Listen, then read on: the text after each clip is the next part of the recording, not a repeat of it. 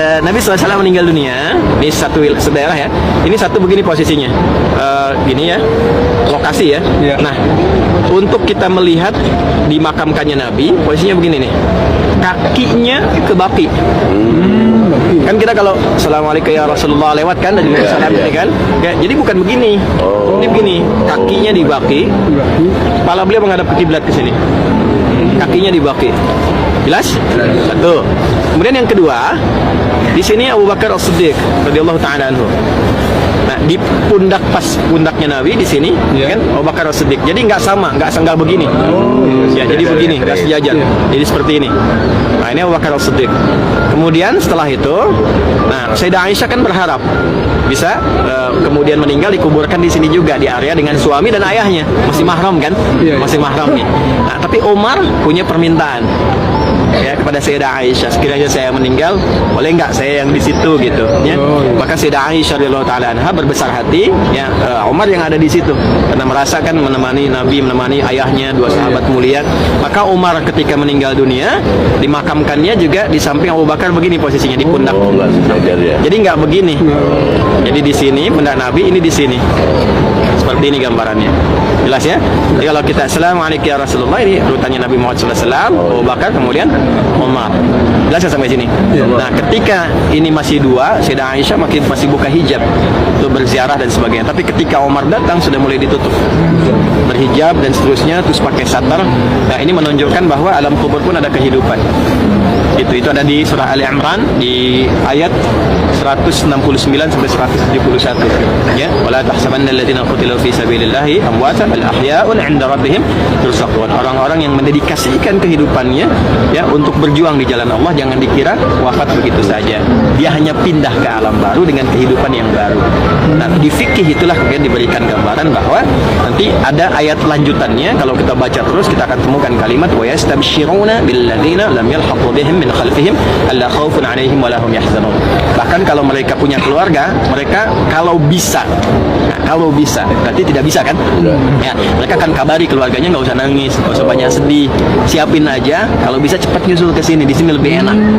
Gitu. Itu sebabnya kadang ada yang anak mimpi ketemu ayahnya yang sedang meninggal, ibu gitu ya. Ada gambaran kehidupan. Nah, dengan fikih itulah dipakai. Ya, ada fikih kubur bahwa mengunjungi orang kubur pun kita punya adab. Cuma dalam Islam yang orang wafat pun kita masih punya adabnya. Kita masih nyapa. Assalamualaikum ya ahlul kubur, gitu kan? Assalamualaikum ya ahlul diyar. Yang jawab siapa? Itu sampai kalimat itu.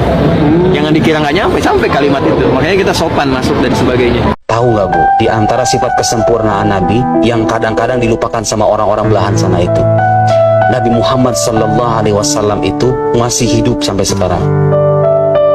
Ini orang Muslim kadang-kadang nggak merasa itu ya. Nabi itu hanya berpindah alam.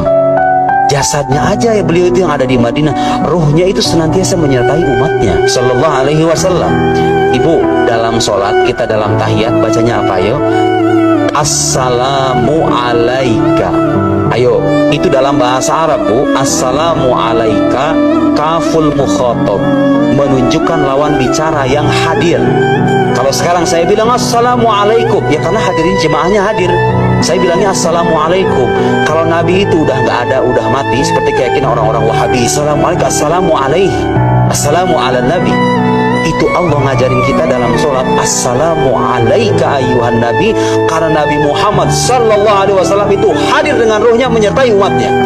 Sampai sekarang ulama-ulama menjelaskan Bu, kalau pengen hajat kita terkabul, kemudian kesulitan kita terhilangkan, himpitan masalah kita kemudian tersingkirkan, di antara sebab yang bisa menghilangkan itu semua apa? Kathratus sholawat wassalam ala Nabi Sallallahu Alaihi Wasallam. Banyak membaca salawat kepada Nabi Sallallahu Alaihi Wasallam, karena dia perantara kita menuju Allah Subhanahu Wa Taala. Coba, saya udah nyoba berkali-kali.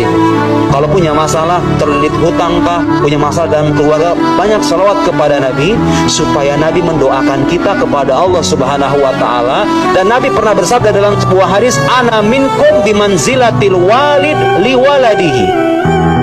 Aku ini bagi kalian seperti ayah. Bapak, waktu ayah kita masih hidup, kita kalau punya masalah datang ke ayah kan? Musyrik nggak Pak? Musyrik nggak datang, Pak, bantu aku dong, aku udah kelit hutang nih. Musyrik apa ngomong kayak gini? Musyrik nggak? Gak musyrik lah. Orang Wahabi itu, bagi orang Wahabi itu musyrik Bu. Kalau kita bilang, ya Sayyidi, ya Rasulullah, akifna, ya Rasulullah, tolong kami, itu musyrik katanya. Sama Allah aja langsung mintanya. Atau kita juga mintanya sama Allah semuanya, betul?